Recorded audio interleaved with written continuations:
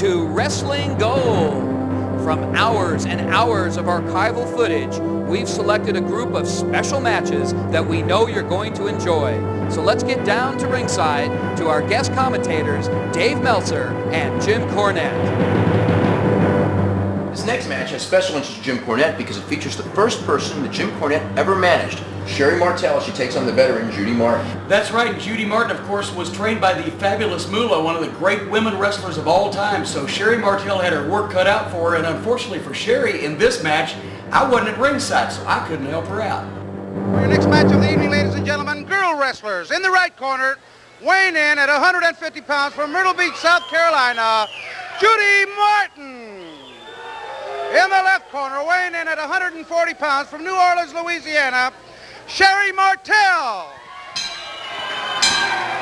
Well, the girls decorate the screen here on Southwest Championship Wrestling as we have Sherry Martel against Judy Martin. It is Sherry Martel on the ropes, Judy Martin in front with a forearm.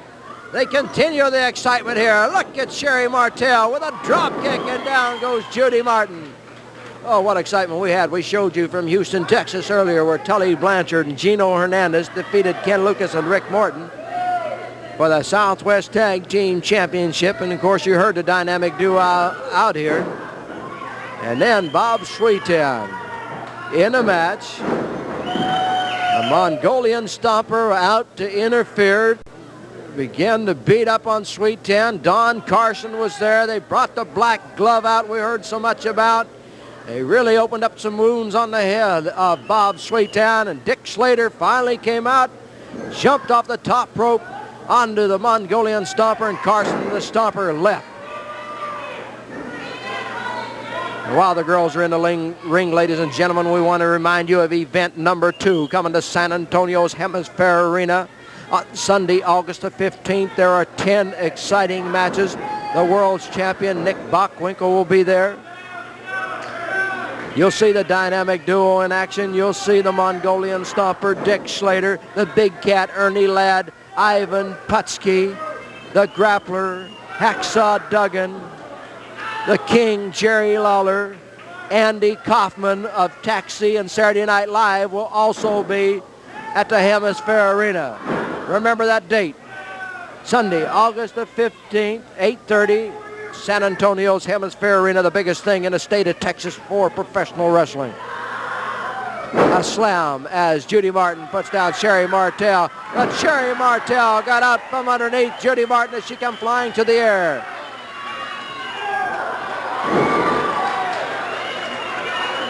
Sherry Martel in front of Judy Martin. She backflips her. Grabs her by the hair.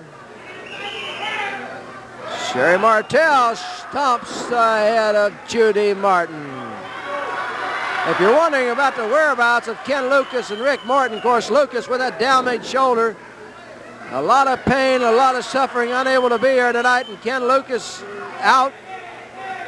Rick Morton decided not to come to Southwest Championship Wrestling, and of course, Tully Blanchard and Gino Hernandez say they're humiliated so much that they don't want to show up. Well, we'll have to wait and see about that. Martin with a kick to the top of the head of Sherry Martel.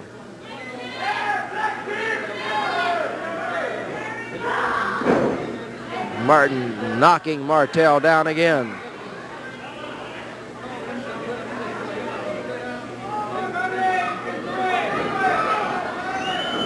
Clothesline by Judy Martin as she cuts the legs out from underneath Sherry Martel.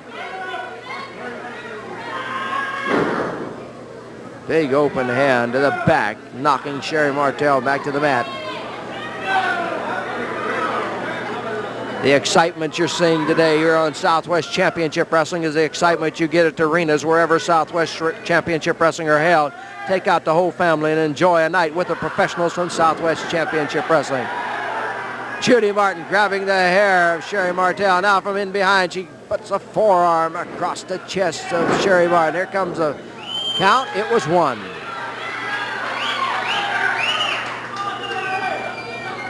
A knee lift. as Sherry Martin is knocked onto the ropes, but Sherry comes up with a forearm of her own, trying to knock Judy Martin back. She goes to the side headlock.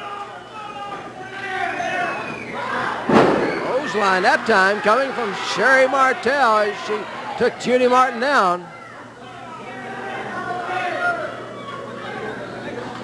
Off the ropes, Judy Martin goes in behind Sherry Martel. Sherry Martel goes up in the air. Look at this move. Rolls her up with a small package and then it's 1, 2, 3. As Sherry Martel went up in the air, brought Judy Martin down, rolled her up between her legs, and it was 1, 2, 3. And the girls excite the crowd here on Southwest Championship Wrestling. Sherry Martel wins it. We'll be back with more right after this. This next match is going to be quite a treat because we're going to have one of the greatest in-ring performers this business ever produced, Shawn Michaels, when he was only 20 years old, wrestling Ken Johnson. That's right, and I think even though you'll see that Shawn Michaels was green and inexperienced here, you'll see flashes of the greatness that he would show later on when he became the World Wrestling Federation champion. Here's Shawn Michaels in his rookie season. Introducing on my left, weighing in at 250 pounds from Missouri, Ken Johnson. Weighing in at 230 pounds from San Antonio, Texas, Shawn Michaels. Well, Shawn Michaels is back here on Texas All-Star Wrestling now as he goes up against Ken Johnson.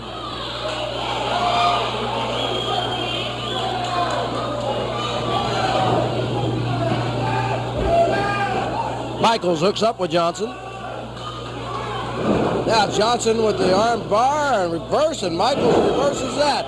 Here I am, Steve. I know you asked for it, the people asked for it, and here I am. Well, you're back again. Yeah, I don't think the only thing that people were asking for, Elmer Drill, was Jose Lothario come down and punch you out. That was a sucker punch you threw at that young kid. Hey, I'll tell you what. Now, you don't think to tell me if that was Jose Lothario, you wouldn't do the same thing? I don't think so. Look at Shawn Michaels. What moves we're getting in the ring from him. Michaels holds onto the head of Ken Johnson here on Texas All-Star Wrestling. Did you see how easy that was? I wish I was Lothario. If it was Lothario, I did the same thing. I'd have knocked him out, too. I can't wait for that match. Well, you're pretty smart because you had the referee come in between. You had him blocked out, then you just reached up and sucker punched him. You know, I know you do a lot of things, but oh, well, what can I say? Hey, in love and war, all is fair, Steve, and if you can't handle it in this business, you might as well get out of it. This is the tough man's business, baby, and you can ask Jose Lothario, Chavo Guerrero, or anybody. Oh, a cross body block. Oh, I thought Michaels had him. Yeah, you see him holding on to the trunks there, Steve? I don't think he was holding on to the trunks. A little later on, ladies and gentlemen, Voodoo Malumba will be here. Also, the American Force will be out there, the Texas Tag Team Champion. And coming up in the next match, a man we haven't seen in a while here on Texas All-Star Wrestling, Vinny Valentino. Rudolph what? No, Vinny Valentino. Oh, Vinny Valentino. Wow. What is this, from the Grape Country? Is that where he's from? Michaels grabs the leg of Ken Johnson. There's a spin him around and a drop kick. Going to the side headlock, Shawn Michaels, San Antonio, Texas, San Antonio Road. What, am I supposed to be impressed? I don't even like the song. Well, I know there's a nice backdrop by Ken Johnson. I know you're a country music lover, Miguel, so don't tell me you don't know who Bob Wills was. Sure I do. I'm sure you know who he is. You were about the same age as he was. Slam by Ken Johnson. Elbow by Ken Johnson. I think you wrote that song, didn't you, Stat? I may have. They exchanged blows. Vinny Valentino, I'll tell you what, we had to take up a collection for that guy and buy him a pair of boots. You don't even have any boots. Well, Michaels finds a knee in the midsection. Now Elbow to the back. Elbow smash. On the ropes is Johnson. Here he comes. Has that fist doubled up into the back of Shawn Michaels. Look at real exciting Shawn Michaels. Not too exciting now, is he? Michaels gets backflip as Johnson got a shoulder in there, buried it in the midsection, flipped him over. Johnson reaching for a slam. Oh, backbreaker. You see that? What did I tell you? You can't sell this Johnson guy short. He knows a few tricks himself. exchange blows are directly in front of us here on Texas All-Star Wrestling. They're backing into the corner. Michaels in the corner. Ken Johnson in front. Johnson grabs him by the arm. Whips him all the way across the ring. In goes Johnson. Michaels moved out of the way. Johnson buries the shoulder into the steel post that holds up the corner over there. I'll tell you what, look at that. Look at that young kid, Michaels, huffing and a puffing. You know, if he wants to get in the major leagues with Chavo Guerrero and myself, he's be able to wrestle all night long, baby, because I'll wrestle. I don't care how long it takes to defeat my opponent. Here he is. He's up on the middle rope. He's pounding the head of Ken Johnson. Oh, he's going up on the top rope. On the top rope, there's a fist. There's a flip. He's up. He catches Johnson. He backflips him. Drop kicks him. Drop kicks him again. Oh, this Shawn Michaels is really exciting. As he, man, there's that power slam. It should be all over. 1, 2, 3, and it is. It's all over. Shawn Michaels flipping off that rope, coming up with some great moves. And Shawn Michaels wins another one. For a long time, the dynamic duo of Gino Hernandez and Tully Blanchard were the most hated tag team in San Antonio wrestling. But the Grapplers came into town and they were challenging them not only in the ring, but also for their status as the most hated wrestlers. Well, I've been involved with a lot of great tag teams, from the Midnight Express to the Heavenly Bodies, the Rock and Roll Express, and the Fantastics. And I can tell you one thing. Gino Hernandez and Tully Blanchard and the Grapplers were two of the finest tag team combinations in professional wrestling at this time. Take a look at this tremendous contest. Introducing first the challengers from Houston, Texas, at 230 pounds, gorgeous Gino Hernandez. And his partner from San Antonio, Texas, at 236 pounds, Tully Blanchard. Their opponents, the fabulous Don Carson, presents from parts unknown with a combined weight of 490 pounds, the Southwest Tag Team Champions, the Grapplers. One fall, TV time remaining.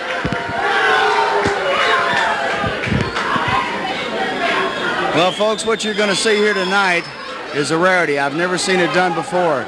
The Southwest Tag Team Championship belts are up for grabs. The Grapplers and their manager, Don Carson, is over here coaxing his men. They're going against Tully Blanchard and Gino Hernandez. You've got four guys that are just about equal in ability, size, and agility. And I really don't know who to root for in this match, Steve, because you've got the champions, you've got the former champions. Both teams will do anything in their power to win these belts. And this is a rarity. It's never been done before on television. I know, and they had that big challenge last week, and I didn't think the Grapplers would accept it, but Don Carson says he'll accept any challenge. He took it here. Right now, it's the Grappler number 1 going against gorgeous Gino Hernandez. Oh, Jack Howe really getting on the Grappler. I tell you what, when it's a championship match like this, you know Jack's going to be extra sharp. As I can see, Grappler number 1's in there. He's always an aggressive type wrestler, a go behind, a takedown, a sit out by Gino. Grappler staying on him, but Gino wisely goes to the ropes and trips the Grappler. Typical move by one Gino Hernandez. You know, you're watching a championship match. It's not too often you see one on television with the titles on the line. Southwest Championship Wrestling, we give you the best. Absolutely, Steve. You've got Tully Blanchard and Grappler number 2 in there. These guys are virtually the same size, all 4 of them. Oh, what a fist. Oh. Change blows and look like Tully got the worst end of it. The Grapplers are out there. They want to keep these belts, Steve. They're a cherished, coveted thing, and they're not about to give them up easily. I tell you what, these men are out there fighting fire with fire. Well, the Grappler's talking over. Don Carson is giving them instructions. He's given plenty of instructions before they got in the ring. Tully Blanchard and Gino Hernandez, they've wrestled together, I guess, 5, 6, 7 years. They know each other move. Here you see a full Nelson being applied by Grappler number 2. Hernandez comes in. Oh, and Grappler turned him around, and Hernandez hit his own man. That's absolutely right. Anything can happen in pro wrestling. It's the quickest sport known to man, and it's the oldest sport known to man, and I tell you what, it's the greatest sport as far as I'm concerned.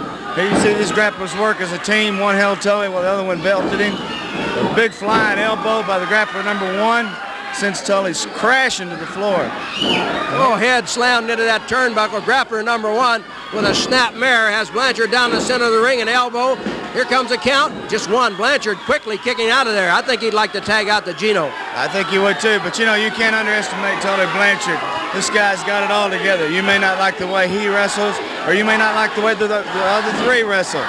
But as far as Tully goes, he knows where he's at all the time. He's real conscious, but he's in a bind right now. They've got him hooked. They're working on him. They're working on that back now. Big elbows. I don't want to take away from this match, Scotch, but that message that Lou Thez gave us just a moment ago, trying to unify the World Wrestling Championship, I think that's the most exciting announcement I've ever heard in professional wrestling. So have I. I was really amazed, and I was happy to hear it happen. It couldn't have happened at a better place than right here. Okay, Blanchard, his shoulder thrown into the turnbuckle. Grappler number 2 comes over after him. Blanchard trying to make a comeback to get rid of him. He wants to get out of there. Does he make it? Yes, he makes it, and Gino Hernandez comes in. I can't really tell who the fans are for because it's a constant yell inside the junction. That's absolutely right. Looks like Gino's holding his own against both of them. This guy's something else. You get him wound up, it's hard to unwind him. He's throwing elbows, feet, everything he possibly can. Boy, he's doing a good job on the grapplers. An elbow on the top of the head. Grappler number 2 hits the mat.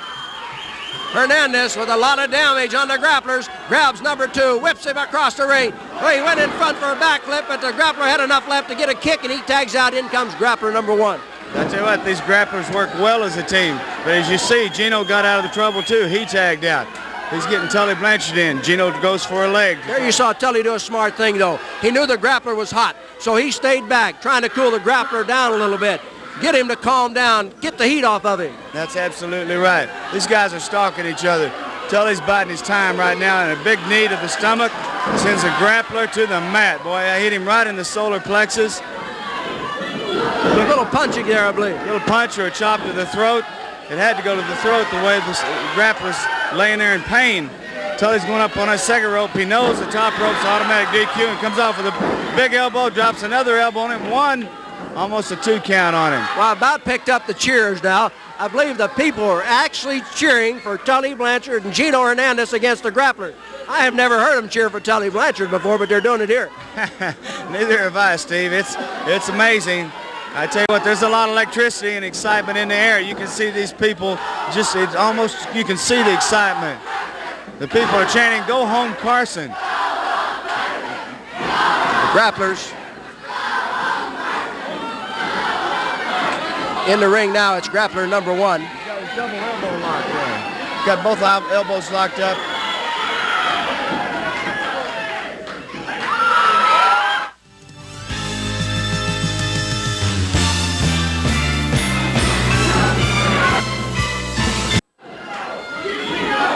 Tully Blanchard out of the ring now as Gino Hernandez in. He covers up the grappler. As we pick up the action, grappler number 1 in the ring. Grappler number 2 is trying to get up on that top rope. He comes over the top, I believe, but the referee, did he get on the top rope, Scott? It looked like he did to me, but the referee didn't catch it. It would have been an automatic disqualification. Gino had a front face lock on him. Now Tully's coming in. He's working that grappler over. They're exchanging blows left and right. Grappler didn't want any more. He rakes the eyes of Tully. Huge elbow. And he's going for the throat.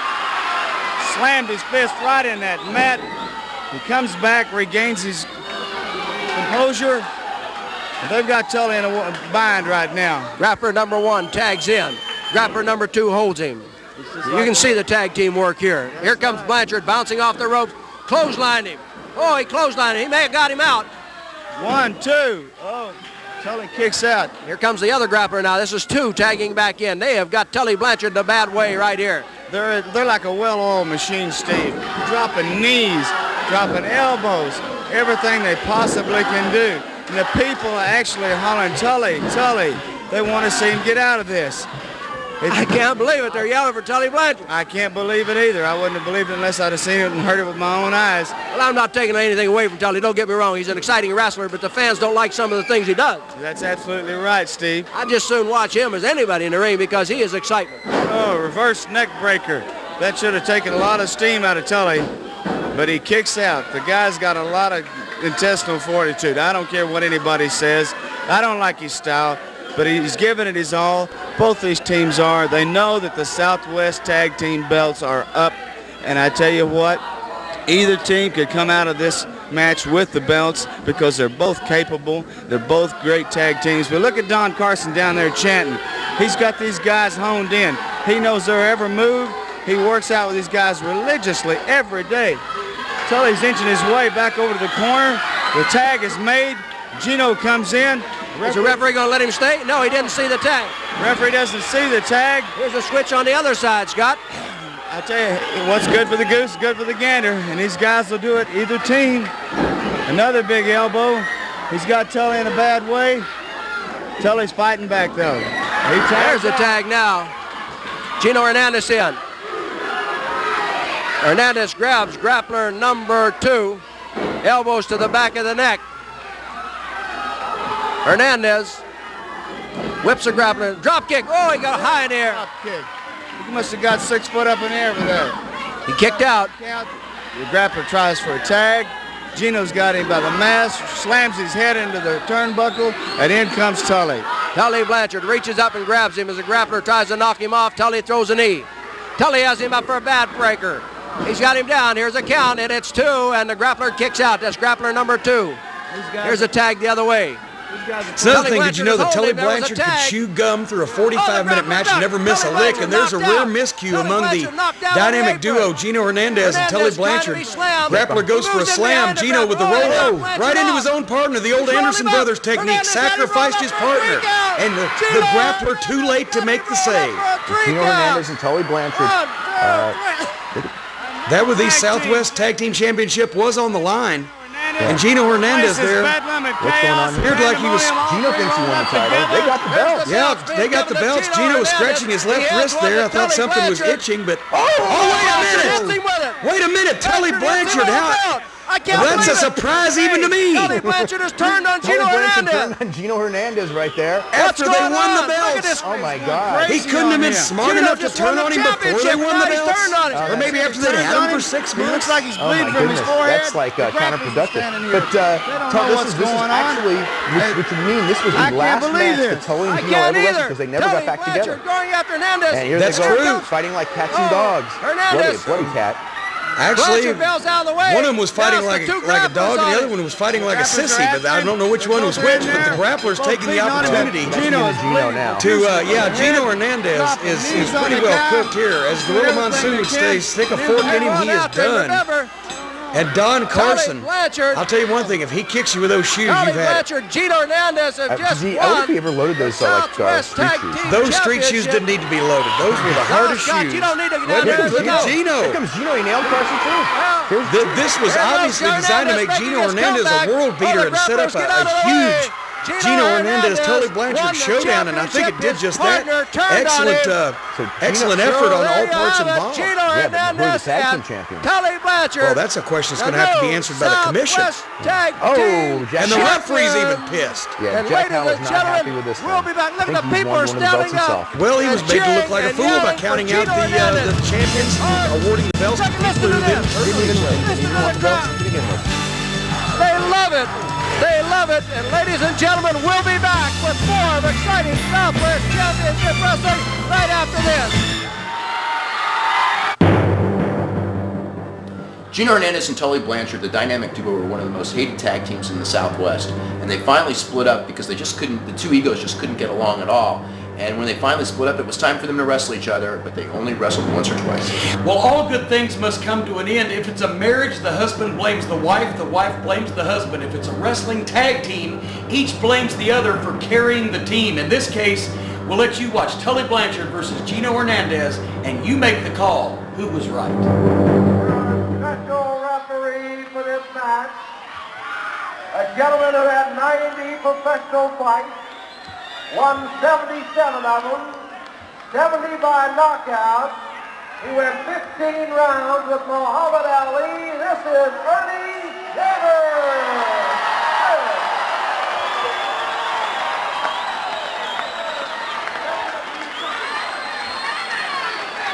One fall, 60-minute time limit from San Antonio at 235 pounds, Habib Blanchard.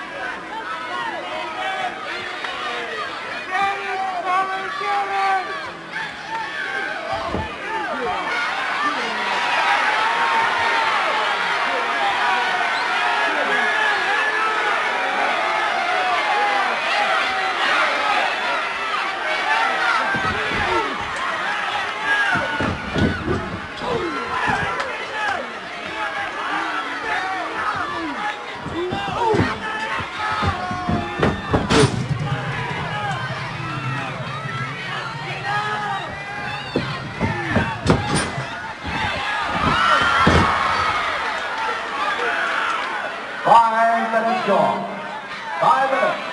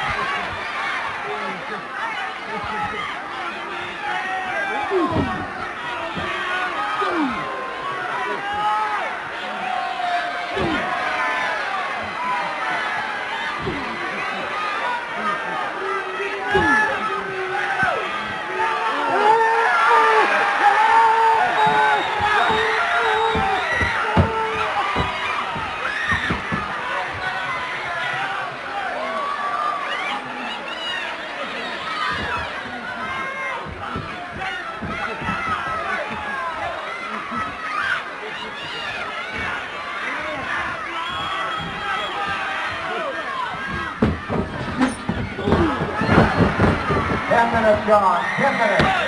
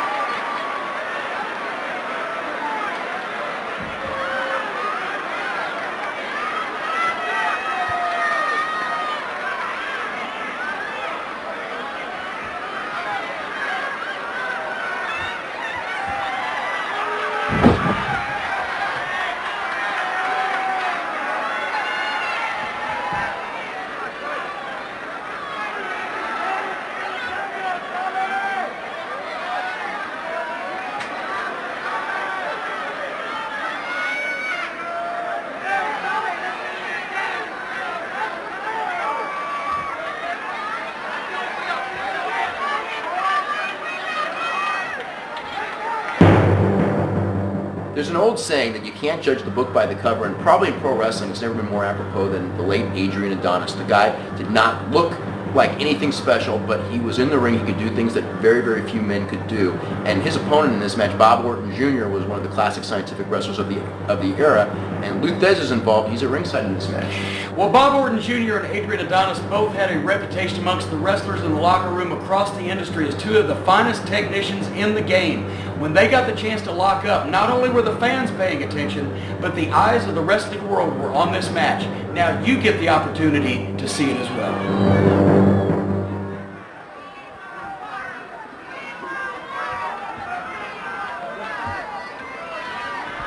Ladies and gentlemen, before we have the introductions of this match, we have the World's Heavyweight Championship belt here that will be awarded to the winner of this match. And also the belt that was held by Lou Thesz is down here in the case, and Mr. Thesz would like to have this moment with you.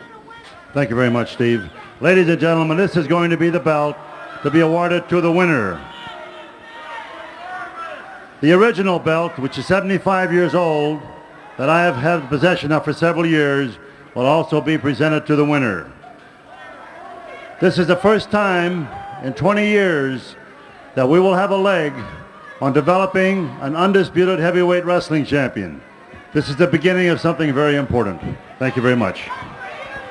Thank you, sir. And there, the referee, Jack Howe, has the 75-year-old belt.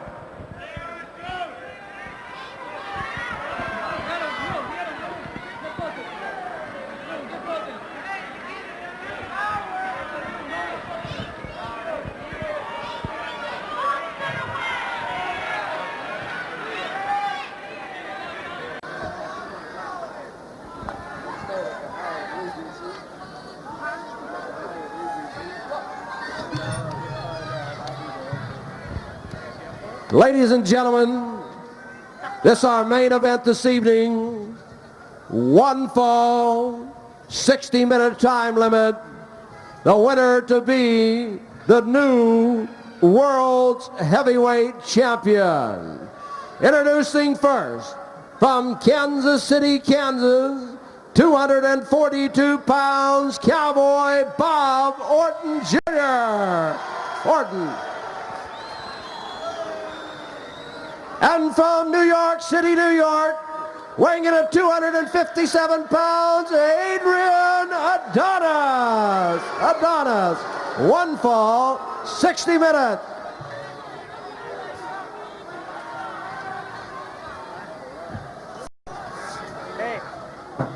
Hey, Les.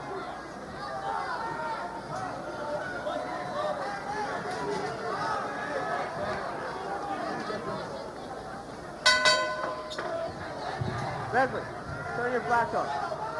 Flash on.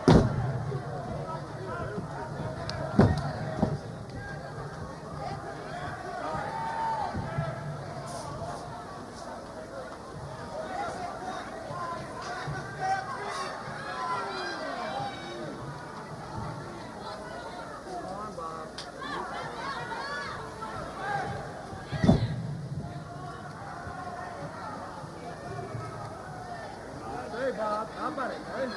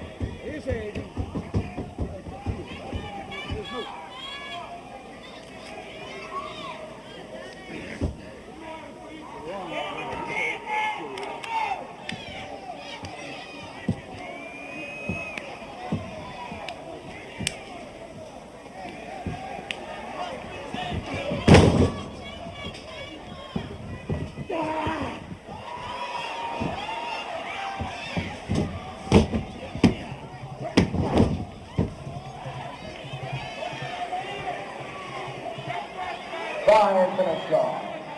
5 minutes.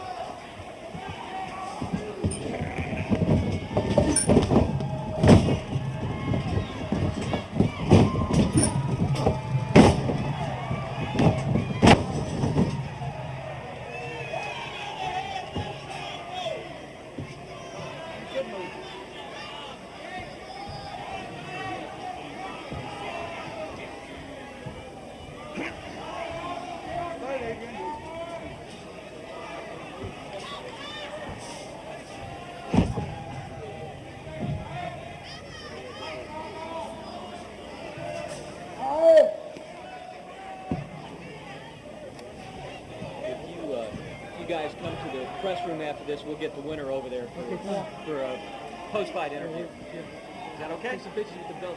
Yeah. Take some in the ring and then some.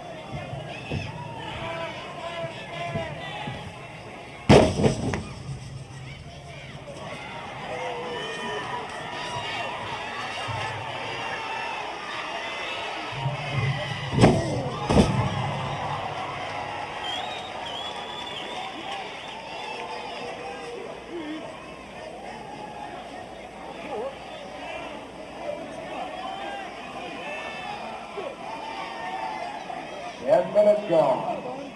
10 minutes.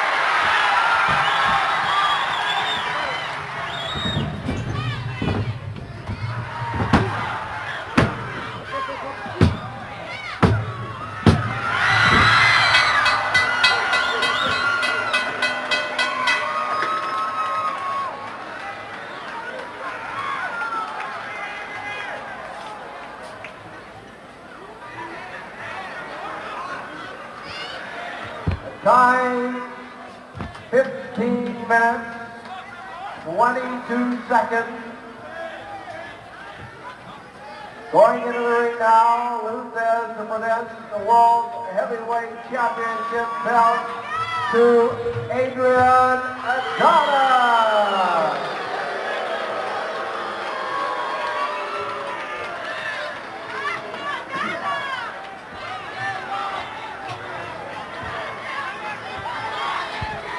"15 minutes, 22 seconds.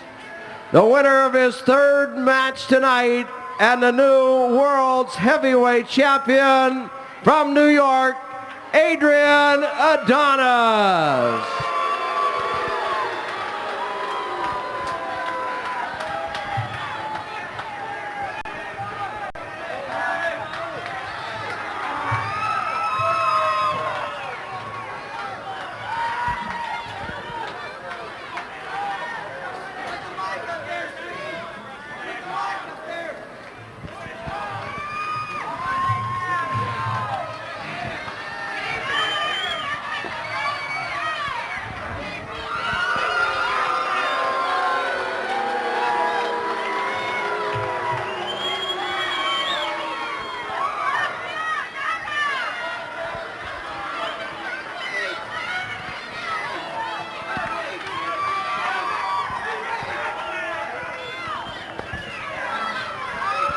There he is, ladies and gentlemen, Adrian Adonis, the new world's heavyweight champion. Here he is.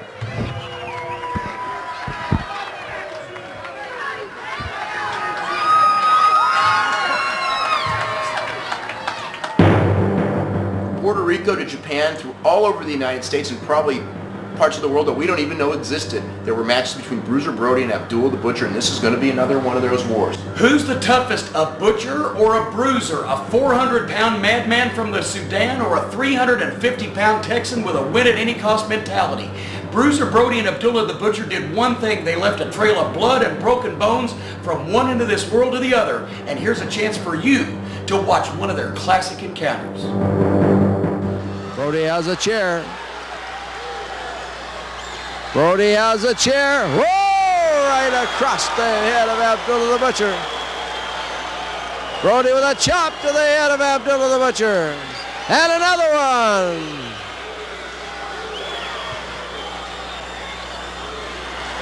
Brody biting Abdullah the Butcher. Brody rolls up underneath the bottom rope. He's in the ring. Abdullah the Butcher still outside, trying to make his way up. Here he comes. Brody's waiting on him.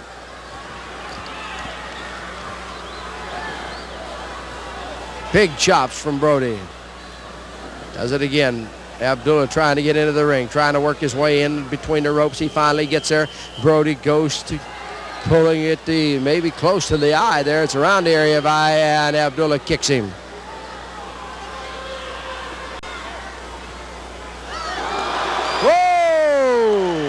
Down goes the referee. Abdullah the Butcher right there. There's a headbutt from Abdullah the Butcher, and George Stevens is out. No referee. These two guys don't like to have a referee anywhere around, and they sure got their chance right here as they're both have taken care of George Stevens. Coming out of the dressing room on the right, I see another referee has been called by one of the officials. This will be Rudy Gonzalez, the referee who refereed some of the earlier matches here at the Hemisphere Arena. He's asking for the bell. I know that he's going to really stop these two guys. Yeah, down go Rudy Gonzalez. Brody and Abdullah the Butcher are coming outside into the crowd. Better clear the way as these two giants are battling outside. George Stevens being helped out of the ring by the doctor. Brody and Abdullah the Butcher battling it out. They're in the crowd. Look out. Here they come. The lights come on. They're battling. A little choking, a little punching, a little bit of everything. They're out in the crowd. They're coming over to where the TV cameras are. They're fighting. They're still fighting. We've lost them now. The crowd is all over the place. Brody has a board as the fans have come up onto the stand. They're milling all around the cameras and everywhere else, unable to control, as Brody and Abdullah the Butcher are still fighting right here. Brody and Abdullah the Butcher battling out to our left in amongst the crowd, having a hard time with the young kids coming up on the stand. The fans began to yell, "Bruiser, Bruiser." They're all over. They're just about to step on our equipment as Brody and Abdullah are still battling over here on the left.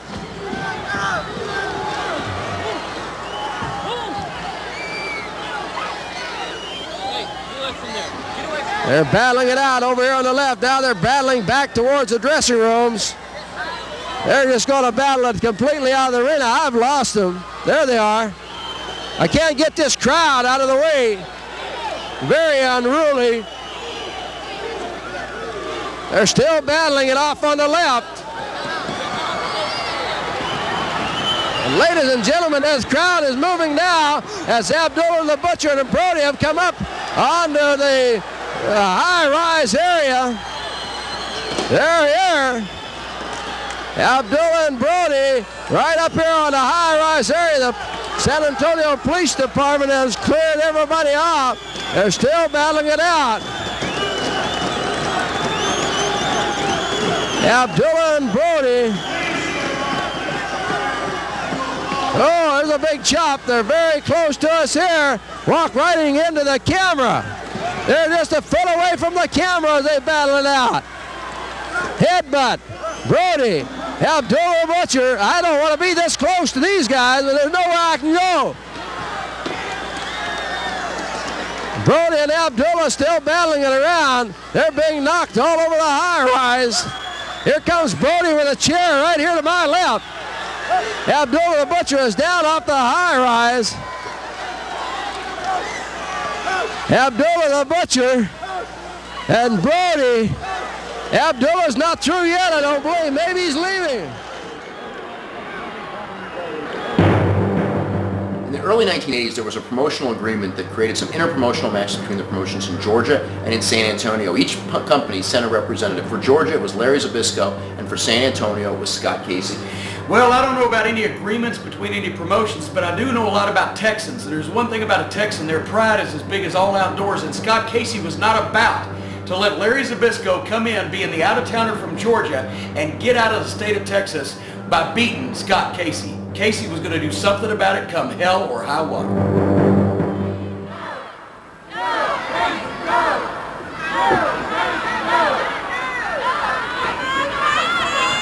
Casey Zbyszko going for the leverage. Let's see who comes up with it. Casey trying to power the national heavyweight champion back.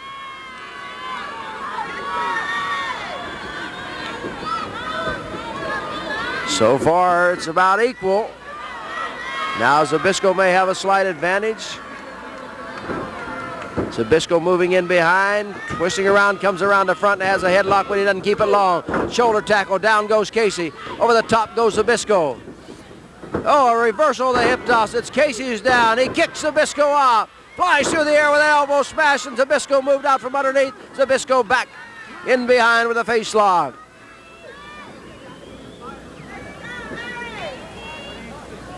Ten minutes gone. 10 minutes.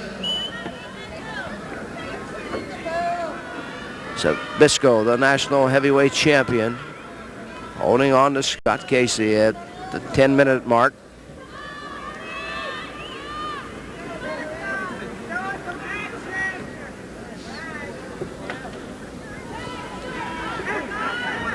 Referee Juan Reynosa asking Scott Casey, would he like to concede? And once again, Casey says no. Larry Zbyszko, a very tough customer. That's why he's a national heavyweight champion. Referee checking the arm of Casey. It looks like he may be out with a sleeper hold. Nope, not quite. Casey still has enough left. The fans yell, go Scott, go.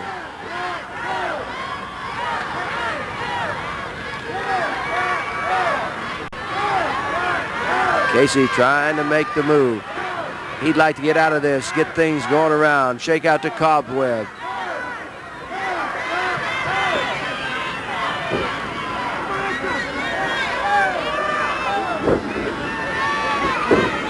Zbyszko holding on to the side headlock as Casey tries to maneuver. Larry Zbyszko yelling to the timekeeper to ring the bell, but there's no reason to ring the bell. Scott Casey has not conceded as Casey has him up and drops him across the knee. Scott Casey has dropped Larry Zbyszko across that knee, just as the national heavyweight champion thought he might have Casey in a position to concede the match. Casey with a side suplex. The national heavyweight champion's down. Casey drops the knee very close to the throat of Zbyszko. Here's the count. 1, 2. And Zbyszko has a leg over the bottom rope. Casey drops across that leg that was laying over that bottom rope, and Zbyszko will be limping now. There's a kick. Zbyszko grabs Casey by the hair, slams his head into the turnbuckle. The head of Scott Casey slammed in the turnbuckle across the way. Zbyszko brings him this way. Here he comes, right out here onto the table. Scott Casey laying right here on the table, about 1 foot from me. The national heavyweight champion, Larry Zbyszko, has thrown him out here. Scott Casey. Here comes Zbyszko after him. Zbyszko slams his head onto the table. And Larry Zbyszko being backed out of the way by the referee, Juan Reynosa. Casey still out here on the table. Zbyszko grabs him again, slams him down into the table again. Casey about to roll off, and he does, onto the concrete floor. Scott Casey here out onto the concrete floor to Hemisphere Arena in San Antonio, Texas. Casey staggering up towards the apron. He gets up onto the apron. Zbyszko trying to get over after him. Here he comes. And there's a fist, and here comes Casey again. Scott Casey trying to figure out how to get back into the ring.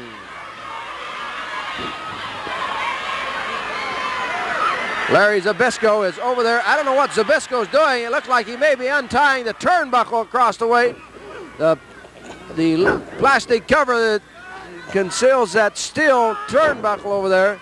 Zbyszko was over there untying it, I believe, but here in the ring he rakes the boots across the eyes of Scott Casey.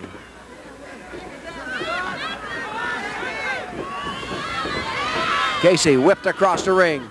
Zbyszko gets a knee to the midsection. Casey goes down. Zbyszko grabs him. Zbyszko trying to pick him up for a suplex.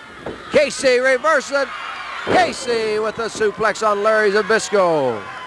Both men showing the wares of this match as they're about to reach the 15-minute mark. What a fight it has been between the national heavyweight champion Larry Zbyszko and the cowboy from Texas, Scott Casey. 15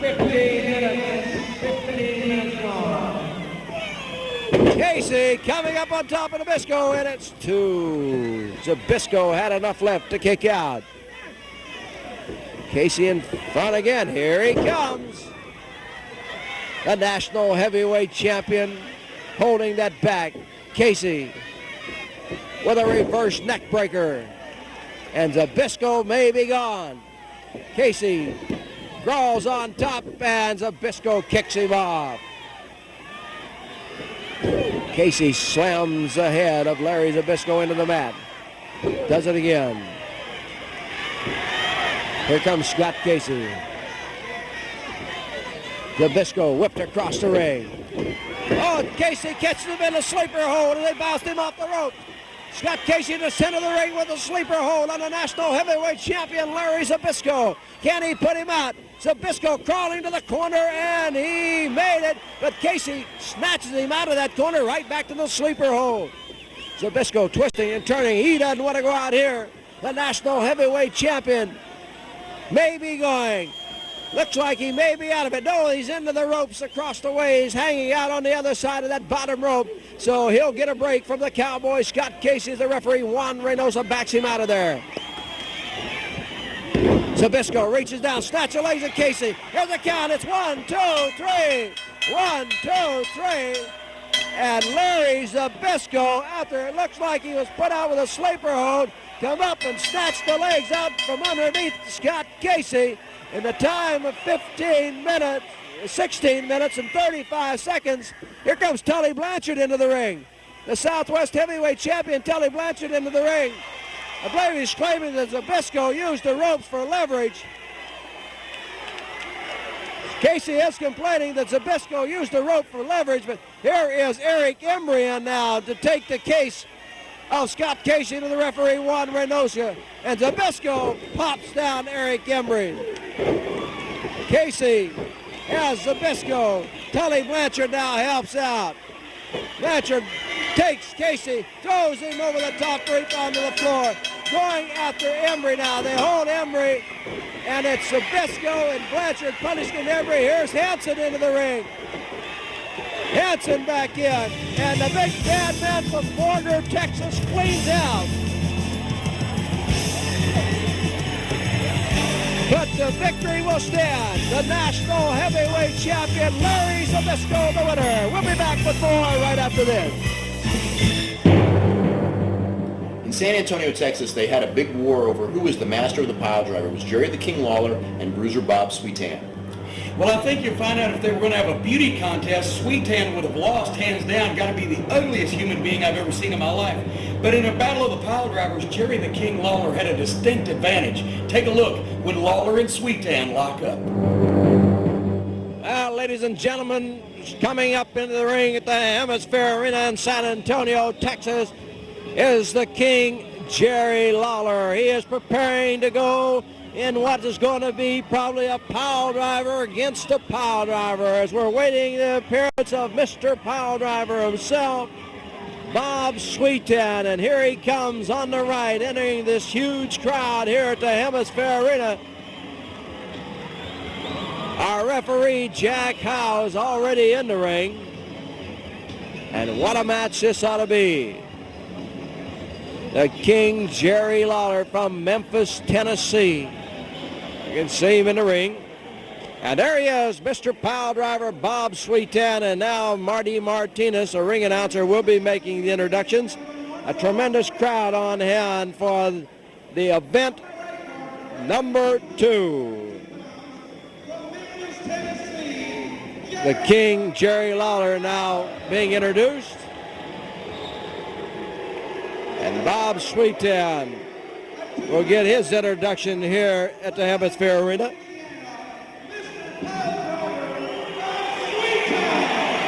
And you can hear the roar of the crowd. They're on the side of Bob Sweetan. Now, Jerry Lawler has the microphone, and he says he'd like to have a little more respect from the people.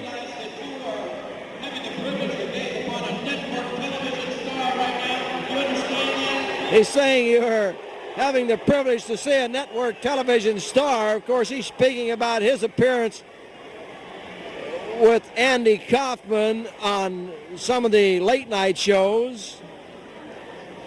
The David Letterman show was the latest he's appeared on.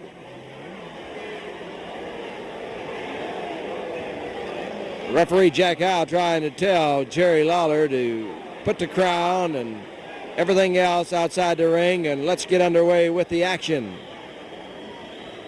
This has to be the first time that these two met in many, many years. It may be the first time they've ever met. Both of them claim to be the best at applying the pile driver.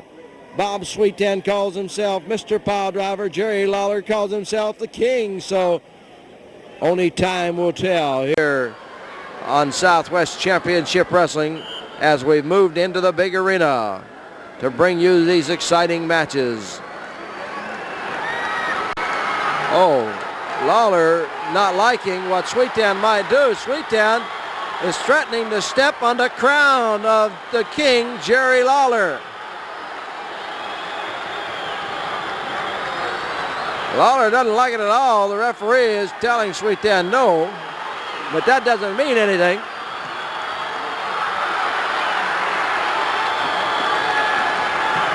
Sweetan is still standing. And now he reaches down and picks up the crown and he puts it on his head, and the fans love it.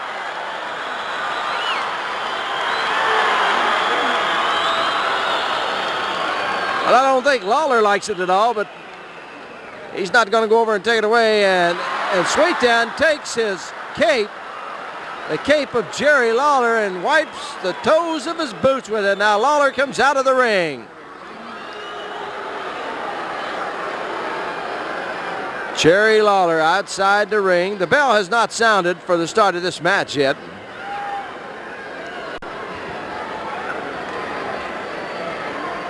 We're waiting for Lawler to get back into the ring, and I'm sure as soon as he steps in, the bell will sound and we'll be underway with this match. Referee Jack Howe checks over Jerry Lawler. Lawler backs away from him.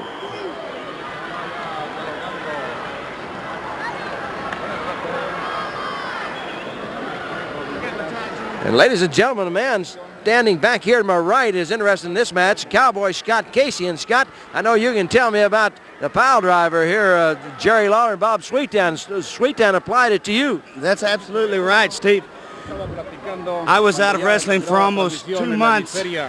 Rapidio, you and Steve both know that I've been wrestling for almost 10 years now, and I've never had anything affect me like this pile driver does. What I'm watching here is I'm watching a match with a lot of mixed emotion. I'd like to see Bob Sweettown win it. I'd like to see Jerry Lawler win it. I really don't know who, but I'll tell you one thing. Whoever wins it is going to win with a pile driver. I feel that deep down inside because, fellas, that's their game there. That's their hold, the pile driver. Okay, thank you, Scott. Stick around because we'll be calling on you to... Well, Sweettown and Lawler... Oh... I don't know whether you could hear that over the microphone, but Jerry Lawler telling Bob Sweettown, he said he's about as bad as that Andy Kaufman. He slapped Kaufman across the face, and now he slapped Sweettown, but I don't believe Lawler really means that because he knows what Sweettown is. Well, I'll say one thing, fellas. You're looking at a man, Bob Sweettown, who I know like the back of my hand, and there's about 285 pounds in there. He's going against one Jerry Lawler, and he's about 240.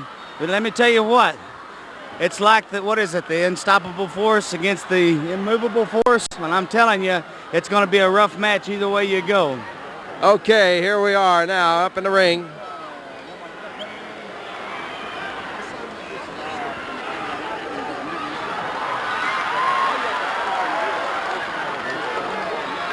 Here we go now, Jerry Lawler.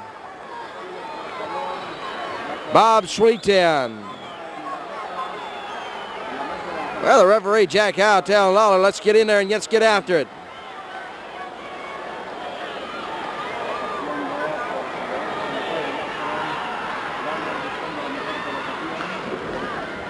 Backed onto the ropes. It's Sweettown in front. Oh, and Lawler ducks underneath, and Lawler reaches up there and slaps him, and he better run.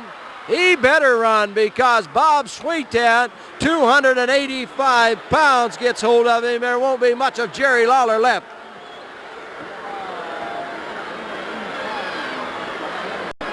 Lawler staying outside the ring.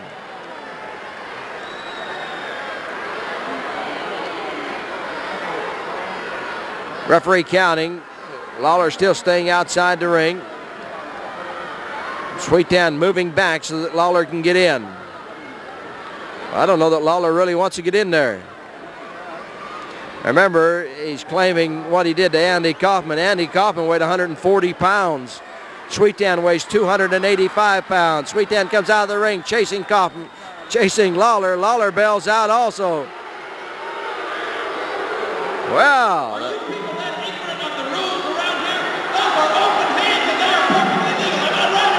Lawler saying he knows the rules. Those are open hand blows. Those are open hand blows that he was throwing at Bob Sweettown. Lawler outside the ring talking on a microphone to the crowd. He's already got the crowd stirred up. He's got Bob Sweettown stirred up.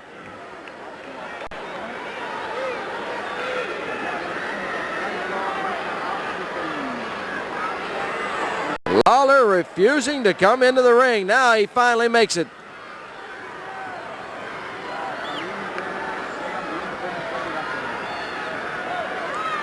Jerry Lawler, the king from Memphis, Tennessee, against Bob Sweettown, Mr. Pile Driver out of Baton Rouge, Louisiana. It's Sweettown backing Lawler into the corner. He pulls him out with a side headlock. Whoop, it looked like he was going to throw a punch, but Lawler blocked it. Sweettown keeps him in the corner again. This time Lawler gets out of there.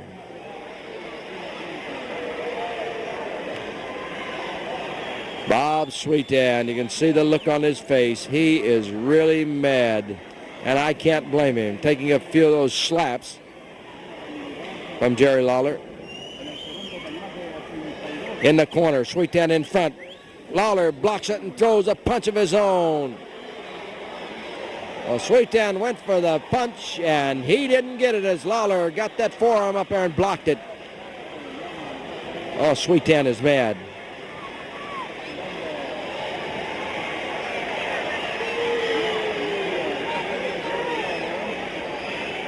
Lawler staying in the corner. Now the referee, Jack Howe, says bring it out.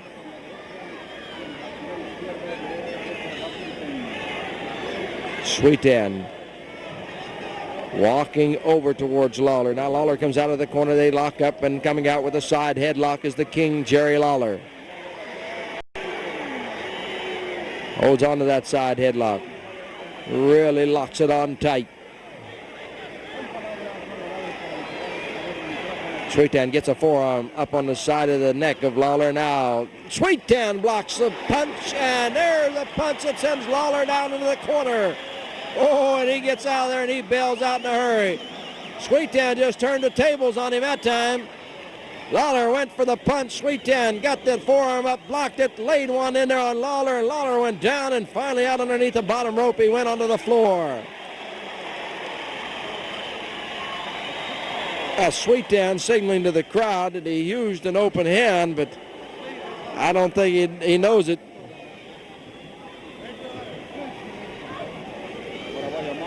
Outside on the apron, Jerry Lawler talking to the referee.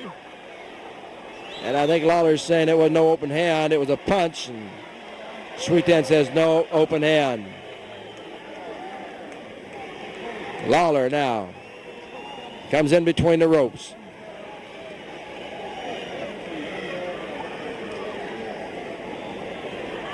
Lawler staying away from Sweet Dan at this point in the match.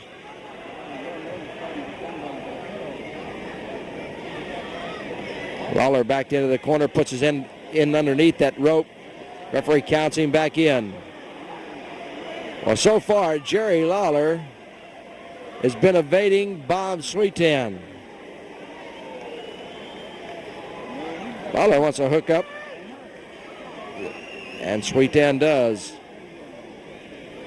Lawler with a kick, Sweet Dan with a kick. Down goes Lawler. Oh, Jerry Lawler gets another kick from Bob Sweet Dan. There's another one.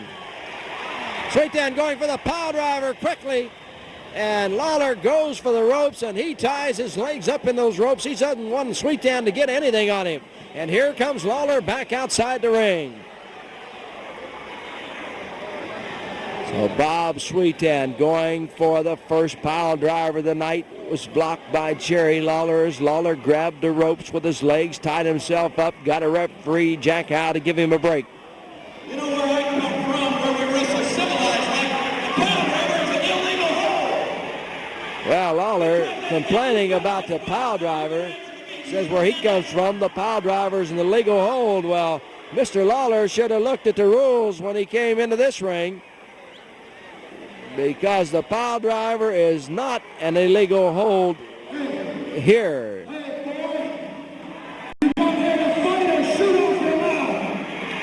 Well, Sweet Dan feels about like the crowd does. He just asked Lawler, did he come here to fight or to shoot off his mouth? And all he's been doing lately is shooting off his mouth. So Lawler now finally gets up on the apron.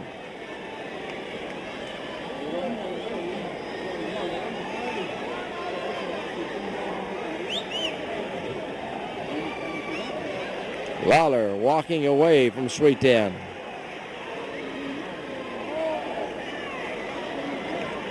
Sweet Dan has him in a corner, but he doesn't go in after him. Now the referee says, come out of there and let's get after it.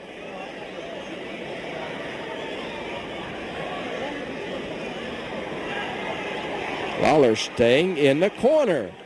The referee is getting mad at the King, Jerry Lawler, and I don't blame him. Now here comes Lawler back outside the ring again, and Lawler's leaving. Lawler is leaving. He looked like he was going back to the dressing room. He is complaining about something that the referee is saying to him, and all I can figure out is Jack Howe's telling him to come on, get out of that corner, let's fight. Here he goes back to the mic. He's wanting a real referee.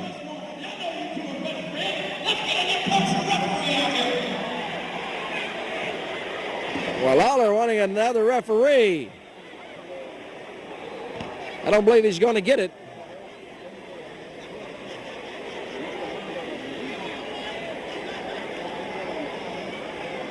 Jerry Lawler staying away from Bob Sweetan. What has been billed as a match, the pile driver versus the pile driver. Sweetan has gone for one pile driver so far, and it was blocked by Lawler. Other than that, there hasn't been too much. Uh-oh, that was close to the eyes. Lawler getting that thumb or the fingers close to the eye area. You can see Sweetan dazed back into the corner, sitting on that bottom rope. Lawler going after him in the corner.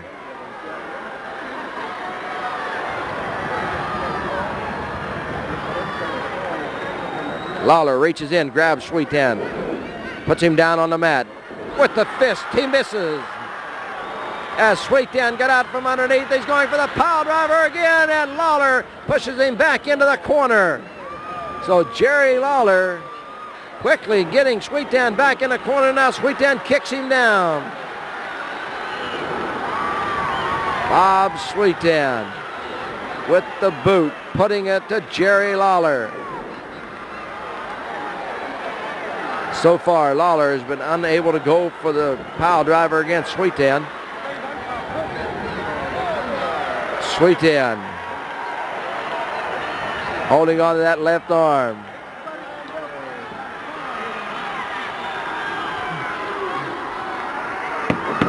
Sweetan puts a twist in that left arm. Elbow into the left arm of the King, Jerry Lawler. All of it being done by Bob Sweetan. Ring announcer announces 10 minutes have gone by in this match.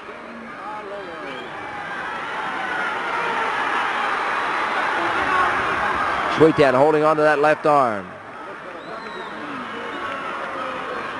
Oh, does he have it twisted up tight.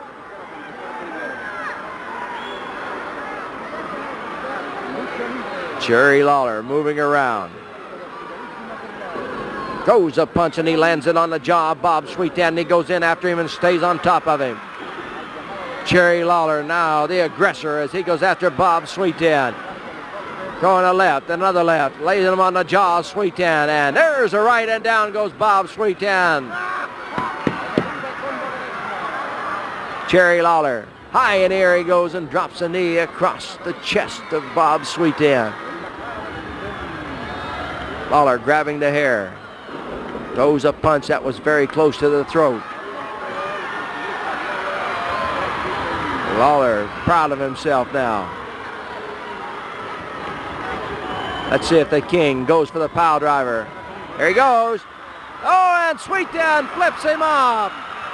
The King, Jerry Lawler, made his first move for the pile driver, and Bob Sweetan just flipped him right over his back. Sweetan now with a punch.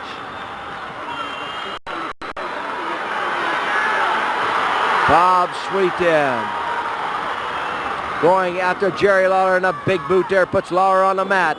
An elbow smash from Sweetan. He's got him down for a count of 2. Oh, that was close. Sweetan taking Lawler, lays him on the ropes, whips him across the ring, cuts him back with that elbow, and down goes Jerry Lawler. Another elbow smash by Sweetan. Lawler kicks out. Sweetan grabs the hair, brings the King, Jerry Lawler, up. Oh, what an uppercut that was, and that sent Lawler back to the mat. Sweetan reaching in, has him up for a beautiful back suplex. Oh, and he went right into the ropes. The King, Jerry Lawler, is covered up by Sweetan. Here's the count. It is up.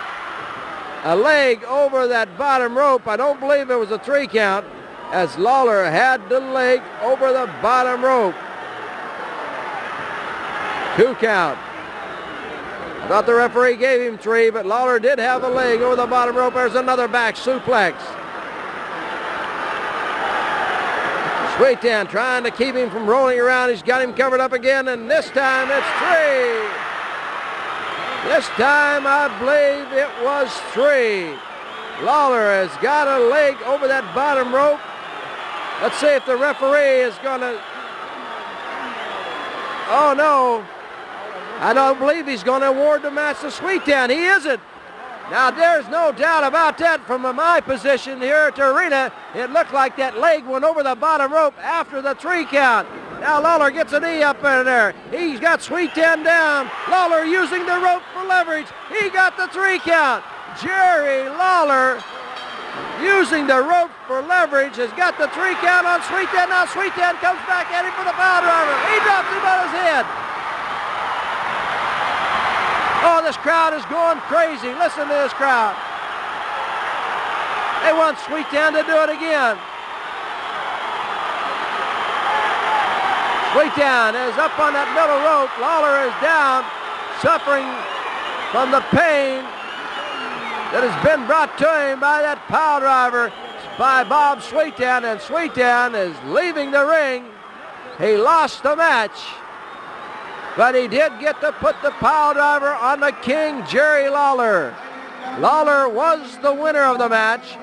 It looked like Sweet Dan had won, but the referee decided that Lawler had a leg over that bottom rope, and then Lawler come up, kicked Sweet Dan down, put him down to the mat for the 3 count, and he was definitely using the rope for leverage. The referee didn't see it. It was 1, 2, 3. The king, Jerry Lawler, wins it. We'll be back with more after this. When Gino Hernandez and Tully Blanchard ruled San Antonio Wrestling as the top tag team, the Dynamic Duos, one of their toughest opponents they were ever going to face was a team composed of Ivan Putski and the legendary Terry Funk. Well, I think one thing you're going to find, Hernandez and Blanchard definitely had a lot more tag team continuity than Putski and Funk. You couldn't find 2 more dissimilar individuals. However, one thing you're going to find is that Funk and Putski both have heart, and that's something that Gino and Tully may be a little bit short on. Well, ladies and gentlemen, we're picking up the action in a match for the Southwest Tag Team Championship. The champions, the Dynamic Duo, Tully Blanchard and Gino Hernandez, defending their titles. It's Tully Blanchard in the ring, and they defend these titles against the former world champion Terry Funk and a powerful pull-out Ivan Putski. And Gino Hernandez is tagged in. Terry Funk comes off the rope. Hernandez catches him with a drop kick, puts him down. Here comes the count from the referee, Jack Howe. It was 2. Tully Blanchard comes into the ring now. He goes after Terry Funk. So far, Terry Funk and Ivan Putski have been pouring it on the champions, but the champions trying to make a comeback here. Tully Blanchard comes diving through the air and throws an elbow across the chest. There comes the count on Terry Funk, and it is 2. Tully Blanchard wanting a little quicker count. He's not going to get it. Tully Blanchard reaches down, grabs Terry Funk.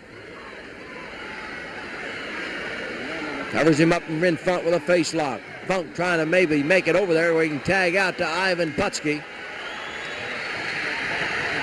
Well, they've had this crowd standing a few times in this match. Now, turning Funk around and bringing him over the other way was Tully Blanchard. He is tagged out and let Gino Hernandez come back into the ring. Hernandez grabs Funk off the ropes.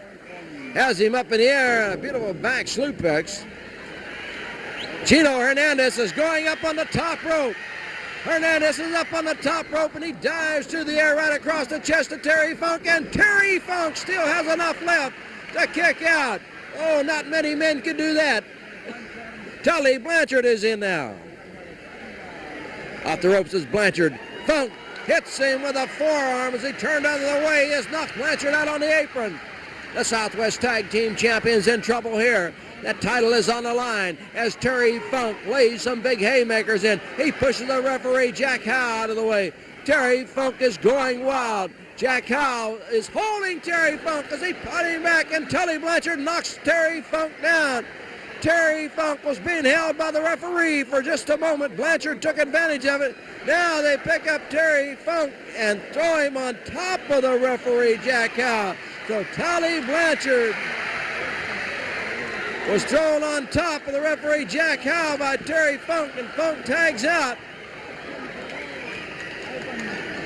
Ivan Putski in there now. Hernandez is still in there.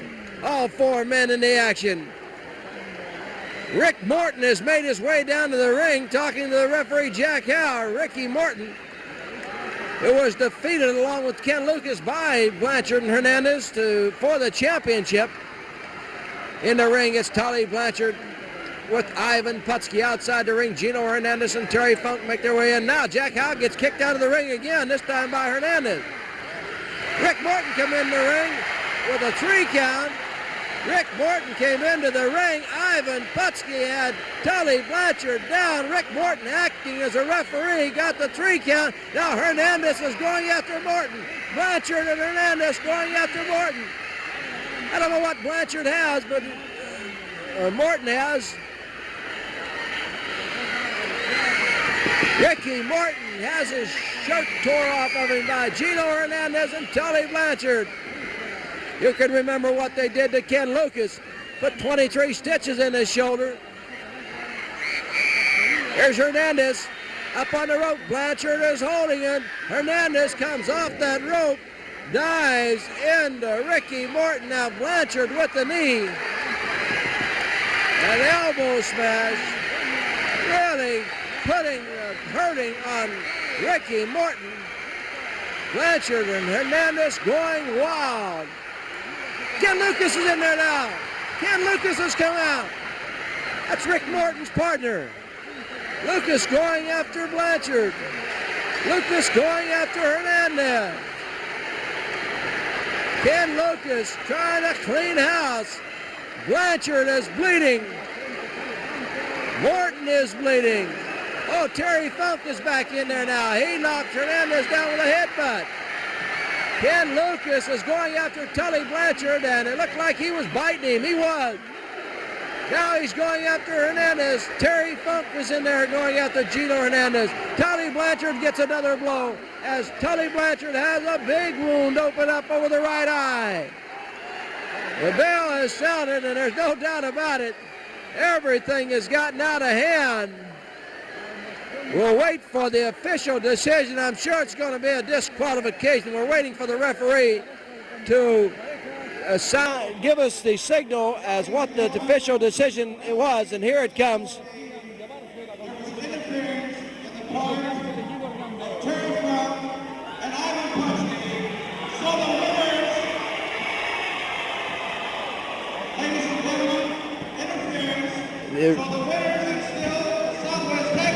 Interference from Rick Morton and Ken Lucas.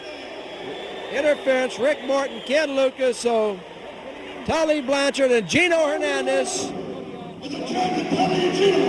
Tully Blanchard and Gino Hernandez retain their Southwest Tag Team Champions. What a match it was.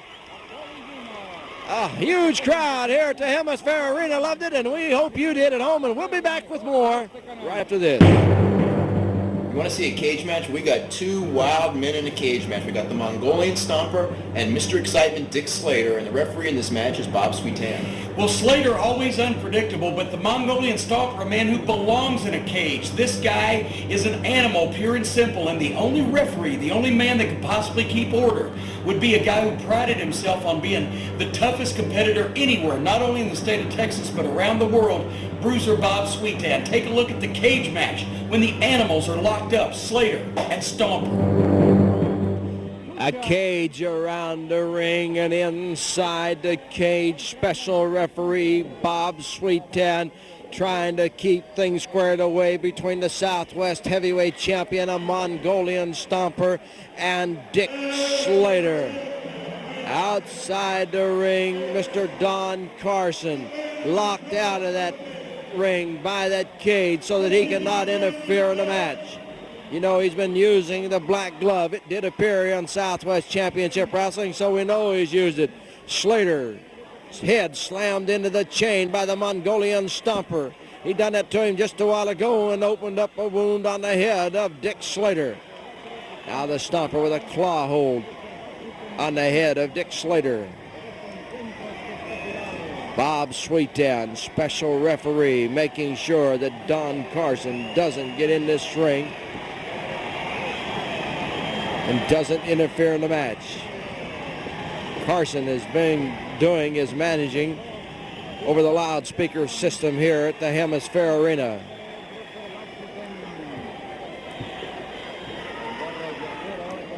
A claw hold by the Mongolian Stomper on the head of Dick Slater. The Mongolian Stomper, very powerful arms, can really clamp that claw hold on.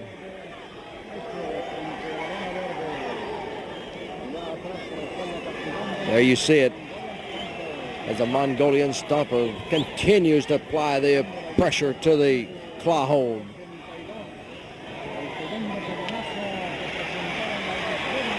Slater coming up there now. Let's see what Slater can do with him. An elbow to the top of the head of the Southwest champion, but the Southwest champion, the Mongolian Stomper, comes right back at Dick Slater, rakes the fingers across the eyes, takes Slater and throws his head into that chain again. The Mongolian Stomper now kicking that cut that he has opened up on the head of Dick Slater, and back to the claw hold he goes. Dick Slater wanting to get revenge on the Mongolian Stomper for the things he's done for him. And the main thing is taking the Southwest Heavyweight Championship away from him. The title is not on the line in this match. Don Carson locked out of the ring by the cage. The claw hold still being applied to the head of Dick Slater by the Mongolian Stomper, and the crowd cheering Dick Slater on to try to get him to come up out of there.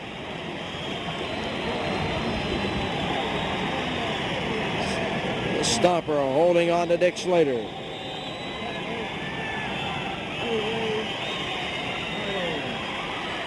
Oh, and Slater drops him back.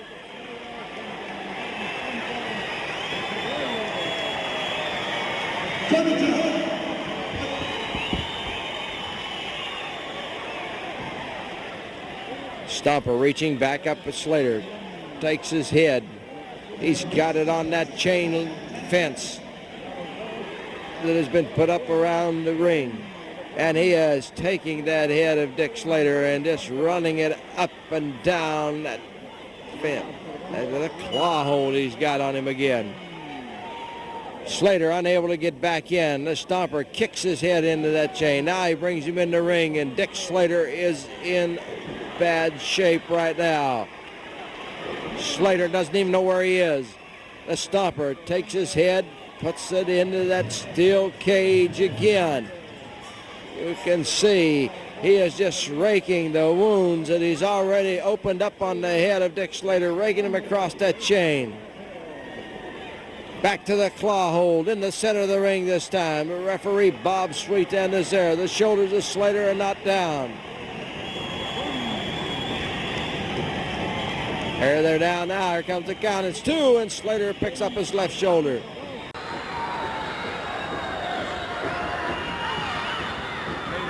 A Mongolian Stomper, the Southwest Heavyweight Champion, is really hurting Dick Slater.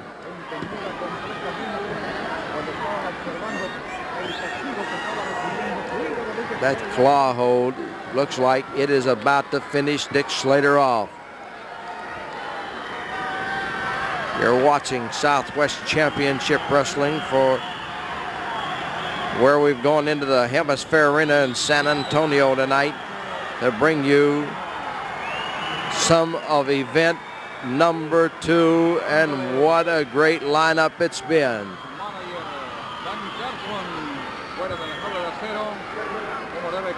The Stomper still holding on to that claw hold. Slater trying to figure a way out. Stomper still putting the pressure on Dick Slater.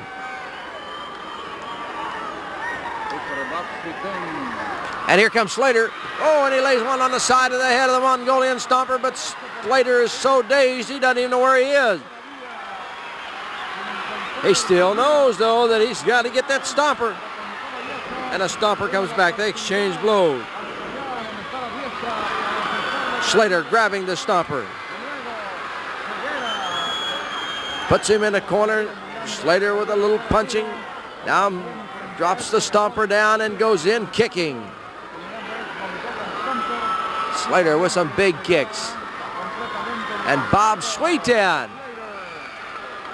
is counting to try to get Slater out of there and let the Stomper back in underneath that rope. Dick Slater, you can see, is still staggered. But there he is, going across the ring and kicking the Stomper on top of the head. The referee is checking the wounds of Dick Slater to see if he can continue in the match, and you can see Slater, he's ready to go. He grabs the Stomper. Oh, and he throws him into the steel cage. Oh, he threw his head right into that steel cage. And the Mongolian Stomper looking around, and Slater turns him around and gives him the big punch. Here comes Slater, throws him into the steel cage again. Well, Dick Slater, who looked like he was almost out of it, is going now to biting the wound of the Mongolian Stomper. He's got that head into that steel cage, really pushing it in there tight now as Slater is up on the ropes and he finally backs out of there.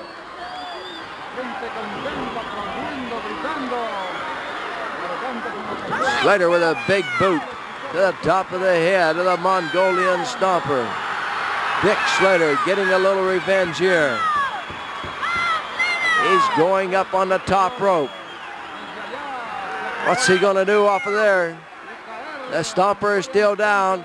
Here comes Slater flying off that top rope. He drops that boot right into the chest of the Mongolian Stomper. Slater with a punch, another punch, and another one as Slater really putting some big blows in there. Elbow to the top of the head by Dick Slater. Oh, and the Stomper got out from underneath him that time.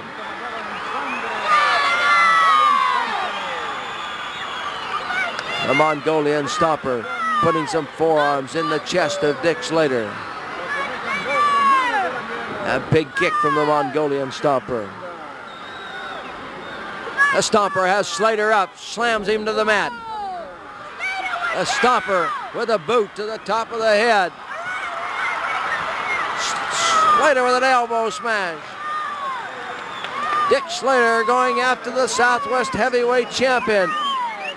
Big judo chops from Slater, but the Stomper grabs him and throws him into the referee. Oh, Slater was thrown into the referee. Now the Stomper has the boot off. The Stomper has taken his right boot off, and he has laid it on the head of Dick Slater. Sweetan comes in and blocks it this time. Now the Stomper goes after Sweetan. Slater has picked up the boot. Slater lays it on the top of the head of the Stomper. He's got him covered up. There's the count by the referee. It's 1, 2, 3, and Dick Slater has defeated the Mongolian Stomper in a chain match. Don Carson, the manager of the Mongolian Stomper, can't believe it. Now the Stomper comes in behind Sweetan. It was a special referee. He knocked him out. Carson has Sweetan outside the ring, throws him into the steel post. Slater is in the ring with a Stomper. Here comes Don Carson in, and Dick Slater's got him. Dick Slater going after Carson, but the Stomper coming up.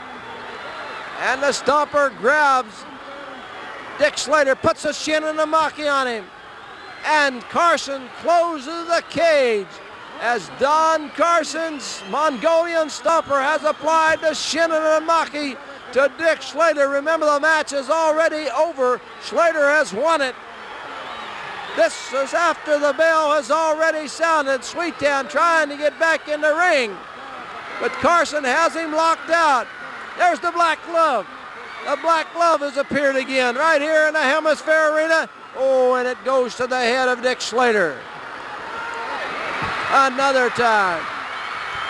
El Santo Negro has come into the ring. He comes off the top rope and knocks the Stomper off of Dick Slater. El Santo Negro, the masked man, but he gets knocked down quickly. Sweetan is still in there, and Sweetan trying to knock both the Stomper and Don Carson out of the ring, and here they come. They finally get out. Coco Samoa's there. So the Mongolian Stomper is still the Southwest Heavyweight Champion, but I'll guarantee you what, if that title had been on the line, he would have lost it. He is leaving now. Dick Slater in bad shape. He's down in the ring after suffering some big blows from the Stomper, and the Stomper using that black glove. Bob Sweeten, the referee, still in there. Slater, the winner of the match. Even though he is down now, that happened after the bell had sounded, officially signaling the end of the match. Dick Slater wins it over the Southwest Heavyweight Champion, the Mongolian Stomper, in a cage match, and we'll be back. This next match is going to be a real treat because when we say 4 of the all-time legends of the business, we're going to see it. We're going to see Bruiser Brody, possibly the greatest brawler who ever lived. Lou Thez, as a referee, one of the greatest wrestlers who ever lived. Nick Bockwinkel, a great technician who's defending the AWA Championship in this match. And his manager, Bobby Heenan, all in one encounter. That's right. Bobby Heenan, one of the greatest managers that ever lived, will take his charge, Nick Bockwinkel, into the ring against Bruiser Brody for the AWA title and the special referee. A man who's been world champion more times for a longer period of time than anyone else in history. A man who set the first $100,000 gate in professional wrestling. A man who has literally done it all. Lou Thez, the greatest wrestler of the 20th century, as the special referee. Folks, it doesn't get any better than this.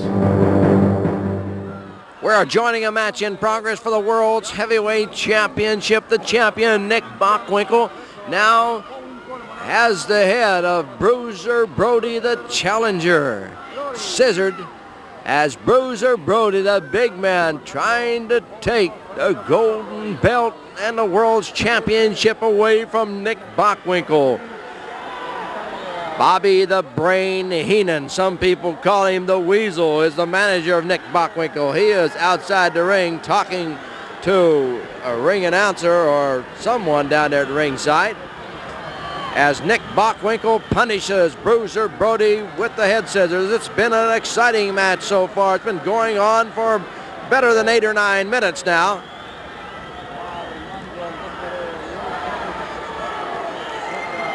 The special referee for this match, a man who held the World's Heavyweight Championship for 6 different times, the great Lou Thez, checking with Bruiser Brody to see if he'd like to concede the match, and he says no.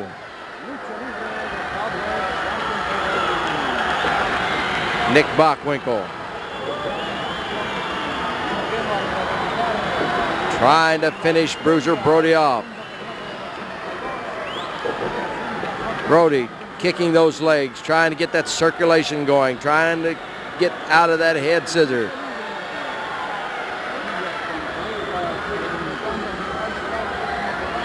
Brody trying to come out. Bockwinkel keeping him locked in tight.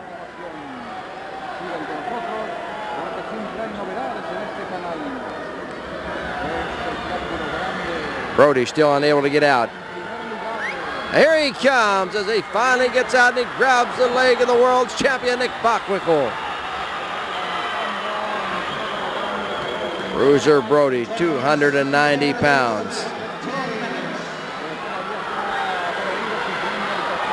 Challenging Nick Bockwinkel for the World Championship. Right now, Brody getting the worst of it.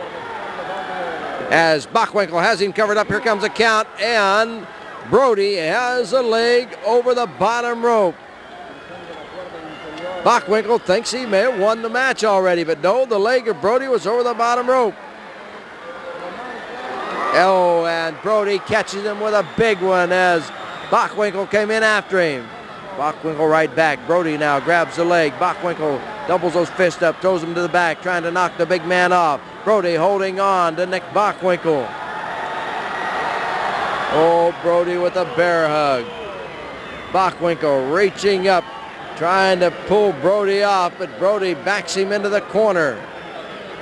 Bruiser Brody, you can see him up on the ropes, getting right up on top of the world's champion, Nick Bockwinkel.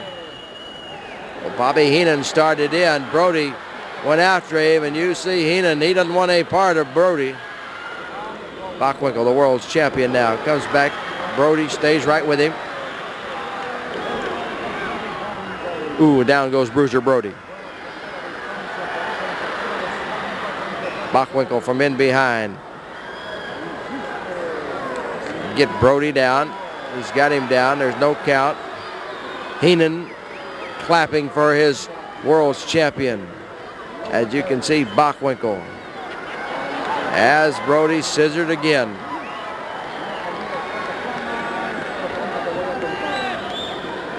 Bruiser Brody locked up by the world champion Nick Bockwinkel here on Southwest Championship Wrestling.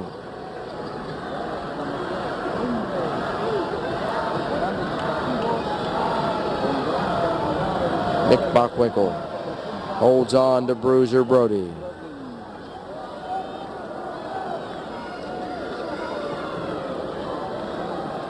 Brody trying to twist and turn to see if he can come up out of here. Here he goes. He's got Bockwinkel turned over, but Bockwinkel continues to roll, and Brody rolls with him, and Brody is still tied up in that scissor. And out underneath the bottom rope goes Bruiser Brody, and it'll get him a break. As Bockwinkel not only breaks, he comes in punching. Brody is laying underneath that bottom rope. The former world champion Lou Thez, who's acting as a special referee in this match, makes Bockwinkel get back as Brody rolls out onto the floor. Brody trying to make his way in. Bockwinkel goes over and grabs him, slams him down. And Bockwinkel throwing some punches as Brody unable to get into the ring. Now Bruiser Brody comes in on the other side, and Bockwinkel's waiting for him. Oh, what a big blow that the world's champion has thrown in there. There's another one. Forearm to the back of Bruiser Brody by Nick Bockwinkel. We're at the Hemisphere Arena in San Antonio for event number 2. And what an event it has been. And you're just getting to watch the World's Championship match here.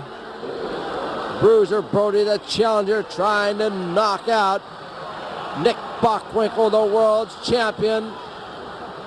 What a blow from Brody as the champion goes down.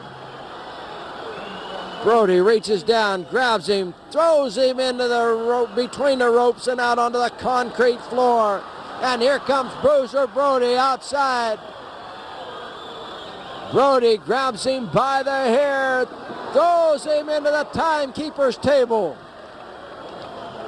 Bruiser Brody with a forearm to the back of the world's champion Nick Bockwinkel. Bockwinkel is down. Brody is laying on the timekeeper's table.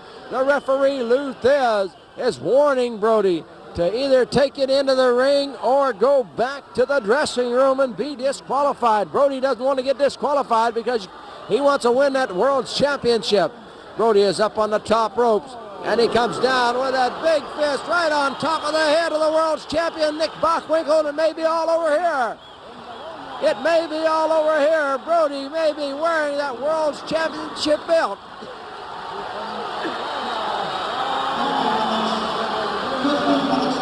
Brody comes up with a big boot to the top of the head of the world's champion Nick Bockwinkel. Another kick from Bruiser Brody.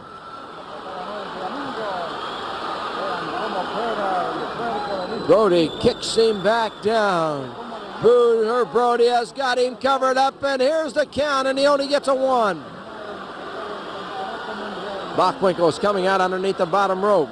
Bockwinkel is out on the floor. He is staggered. Brody is going out on the other side.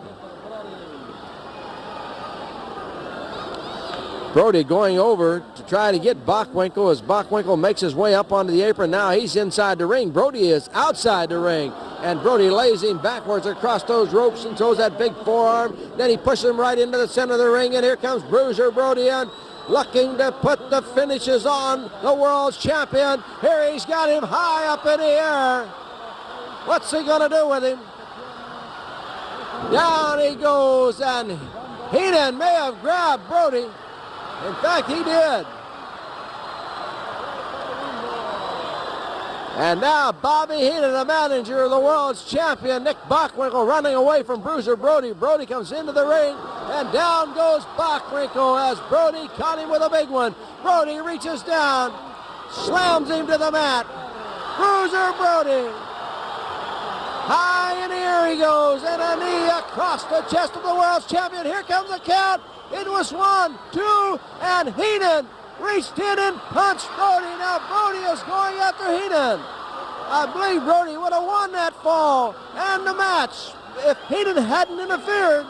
Now Brody is turning on Bobby the Weasel Heenan.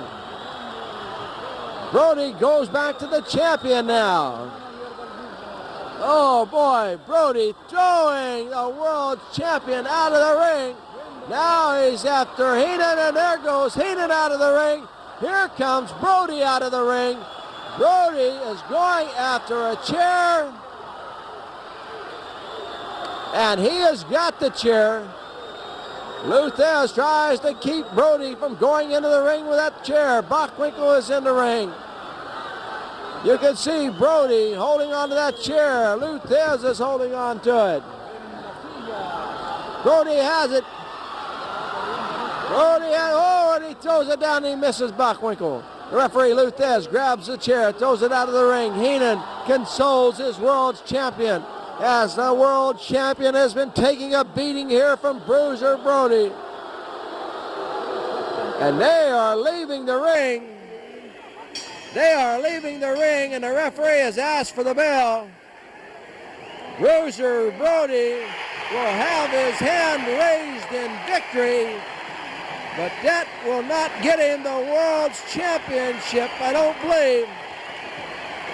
We'll wait and see.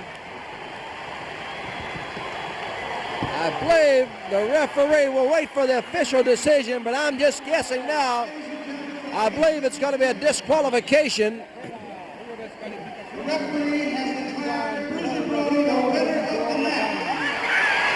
Well, Bruiser Brody has been declared the winner of the match.